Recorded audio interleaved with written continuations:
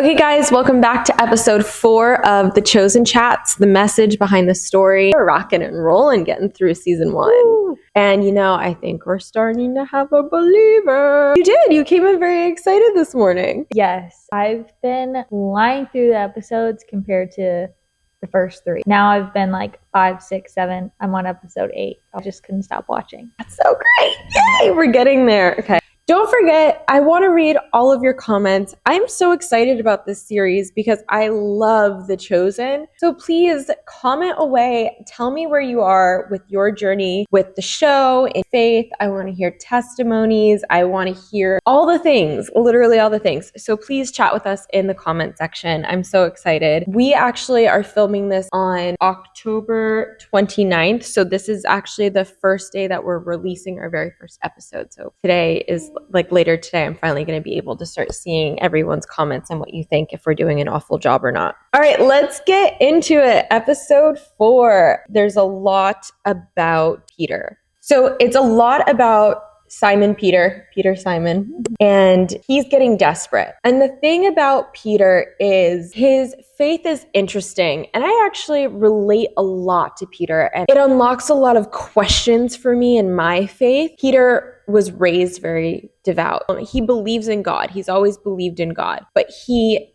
thinks he can do everything himself. He's very stubborn. So instead of going to God and submitting to God's will, he usually goes out and tries to do things himself. And I can relate a lot to this. Cody and I have had conversations years ago where it was kind of like, he'd be like, okay, if God wants it to happen, it will happen. And I'll be like, yeah, but God obviously wants us to go out and do what we can. We can't just sit here and do nothing and expect God to just hand it to us, when that may not necessarily be the same situation, because you see Peter go out all night long fishing and he gets nothing, and he thinks he can do it himself until the end, where he's angry at God. He's showing his faith in that moment, like, God, I know you're there. Why are you allowing this to happen to me? I'm about to lose everything that I've worked so hard to get. And it's like, well, you're not trusting in God in the process. You think that you can go out on that boat and you can just fish your little heart out. The beauty of faith is sometimes, a lot of times actually, God puts us through hardships to bring us closer to him. And once I heard that, I was like, oh gosh, that makes so much sense with some of the hardships I went through in my life. I have heard that a lot, and for a while I was really against that quote. I was like, God does not put us through hard things. I think we go through hard things and we still have the Lord there, ask for guidance, and he'll help us through it. But I'm like, I don't think those hardships come from God. Why do bad things happen to good people? And it's like, to get closer to God, that's not really a great answer. We will agree to disagree on this one, because it feels so right to me in my understanding. Because, for example, with Peter, we sometimes think that we can do things ourselves without God. And I just think that some of the struggles that I've gone through have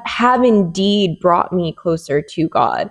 And when you look at the Jewish people, God didn't make them, the chosen people because they were this great group of humans. That's not exactly, because if you look at the Jewish faith, there's plenty of times in the Bible where the Jewish people have sinned against God and he forgives them time and time again. So it's not so much that they're so amazing. It's more of a testimony to God himself. Like, you guys, you're going to go through it. Like, you're going to walk through the desert 40 days? 40 days? Is it 40 days or 40 years? Oh gosh. 40 years, I think. 40 years. 40 years. Yeah. You're going to walk through the desert for 40 years because you want to disobey me. Yeah. And you want to worship false. Look at the 10 Commandments when Moses goes up the mountain and he comes back down, and just I think that's 40 days. Is he up on the mountain for 40 days? I only know of Jesus fasting for 40 days. There's a bunch of 40-day references in the Bible. Okay. There's a bunch of them. So as you're going to learn, we're deepening our faith. So we don't have all of the facts. That's why you guys are here. We're all learning together. So please correct us. But I think Moses goes to the top of the mountain for like 40 days, getting the 10 Commandments. He comes back down. Everyone's worshiping false idols. Yeah. He breaks the 10 Commandments, and it's just, we keep turning our backs away from God when things are good. When things are good and gravy, you're probably worshiping God a little bit less. So I love being close to God, and just that concept of like some of the struggles that we go through brings me right back. That's just how I feel about it. I think it depends and like it goes in waves. It's just how faith tends to be, but I feel like that's where free will comes in. And I don't think God, gives us these hardships. I think they happen because we live in a fallen world with sin, and that's why we need God. It's in those hardships where God gifted us free will that we can still look to him and he'll give us. I think two things can be true at once. I don't believe that everything bad in your life happens because you do have free will, obviously. We don't know the reason for every single hardship that you go through. But I do think that some of them can be attributed to like God is like, hey, drifted a little bit too far. I miss you. I want you to come back to me. We're going to show you what life without me is like. That'll bring you closer and you'll thank me for it. So I think there can be moments in your life where that is definitely the case. I guess a good example of that is when God flooded the earth and Noah's ark. It's like, come on back. I think that was more of a let's start over. You guys are a hot mess situation. So yeah, I just want to talk about a moment where I talk about this all the time where I kind of drifted from my faith is in my 20s. The line in Sex and the City in the movie, the first movie, where Carrie's sitting at the bar with like Jordan Lewis or Jordan Sparks. She's a singer. She says, your 20s are your times to be selfish. And I thoroughly believe that year-olds are selfish human beings, We've left the nest. We're like free in this big old world and make all of these decisions. We can drink and rent a car and we're not really answering to anybody, and we're kind of figuring out our identity in our 20s. And wow, do we tend to move away from God during that period of time. I was absolutely guilty of that. I've always believed in God. I've never doubted his existence, but put my faith on the back burner during that period of time. And I feel like God gave me plenty of opportunity to come on back. I was just like a little lost lamb. And hardship definitely started once I lost my father. It went on for years. It was just kind of, I feel like I was wandering a desert during that period of time.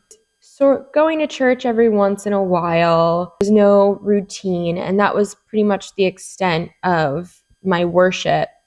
And it took a long time for me to come back to God in a true way. I actually think Cody helped me a lot with that. It was years and years of just wondering why life felt so empty. And I can tell you that moving closer to God and deepening my relationship with him, that's when life has more meaning for me in a very beautiful way. What was the timeline of where you started to feel more distant than coming back into the faith? And do you have any turning point, significant moments in your life? I mean, yeah, I would say the timeline would be leaving home. Again, I grew up going to church and going to Catholic school. And then once you leave home and you start college, like there were no churches near me and there was no one going to church in college. So God was just like non-existent there as far as thought process. I didn't have any relationship with him. He never thought about it. And then, I think that was a big chunk of my 20s. And then losing my dad brought me to the angry, like, why? Why is this happening? Why are you doing this? Just pure anger and confusion. And that lasted. I honestly don't even know how long I felt like that, but it genuinely felt like forever. And meeting Cody's a very religious person, and he's very curious about all aspects of his faith, including like the history of, Rome and Israel and just the timelines of everything. And he constantly has this thirst for God that is contagious. And I would say he brought me closer to God. That is so beautiful. I just love that. I love that. I got a good one, guys. I gotta really get you a man who loves Jesus. And if he doesn't love Jesus, get him to love Jesus, because life's better. I feel like that is so foundational in relationship. And I feel like we really see examples of that with Nicodemus and his wife versus Simon and his wife. Yeah. And it's like having having a supportive wife for your faith and just being a team, like on both ends. Yeah, because Peter goes to his wife and is just like, I'm going to follow him. And she's like, yeah, you better. He literally chose you. You're going to follow him. I know. Her excitement for him. And at first she like has kind of a shock and I was like, wait, is she gonna get mad? And then she was like so happy. I was like, yeah. Yeah, she's just such a fun figure and I love her. You know, she really tries to keep him on the right path and he's a hard-headed man. And seeing her get excited for him and not be angry was very enjoyable because I definitely had that hold my breath moment too, where I was just like, oh boy, Peter's about to get it. And then I watched this episode and I had a little bit of an issue with one of the scenes because I literally turned to Cody and I was like, Jesus just performed a miracle. We all know Jesus' first miracle is turning water to wine. So how is Jesus performing a miracle right now? So this is definitely one of those scenes where it's like, okay, this is out of order in the Bible because you can't even say with Mary, he did it in private. So yeah, you could maybe say that happened. He performed a miracle prior to him turning water into wine. But it was just not in front of everyone. But there's literally a beach full of people and he is preaching and then he's just doing all the fish. And I'm like, this is not correct. So this is just one of those moments where you have to take the show for what it is and understand that Bible is God's word and you just revert right back to it. Some things are out of order for the sake of telling a story, moving things along. I was so excited when we're fishing because I was like, oh my gosh, it's going to be Jesus' miracle, like the fish. And the fishers, fishing, they say it, fishers of men. Fishers of men. So I remember as a kid hearing this story being like, how does that work? Like fish just start coming out of nowhere. But in the show, they made it so seamless of like, just cast your net and then boom, all the fish just came up out of nowhere. The fish probably started migrating. I really doubt that God just made fish.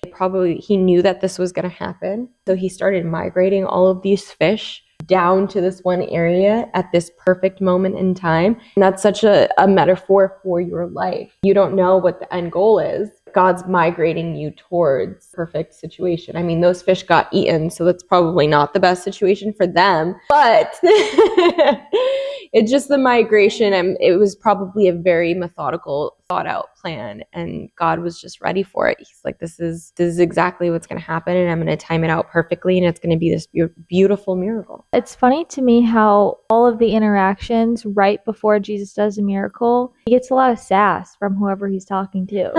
Like, it's like, hey, Simon, can I stand on your boat? And he's like, I guess. And he's like, can you cast your net? He was like, no. And Jesus just gave him a look. And then he was like, yeah, sure. Because Jesus is a very weird person, if you think about it. He's challenging every single person he comes across. And these people are not ready for these challenges. So. And they don't know him. Yeah. So they're like, who are you? You get with the program. This is clearly not working. Yeah. It's funny. The Messiah does not come back with like this halo glow around him. And it's just like everybody who looks at him knows. It's almost is expected to prove himself. One of the other things I find fascinating that I brought up to Cody the other day, it is absolutely bonkers to me. Every time Jesus performs a miracle, people see it and they don't immediately throw down their entire lives and I'm following you. It is wild to me. Think about the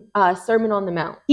Which you will see, I think in season 3, he is preaching to thousands of people. Thousands of people have come from all around to listen to this sermon.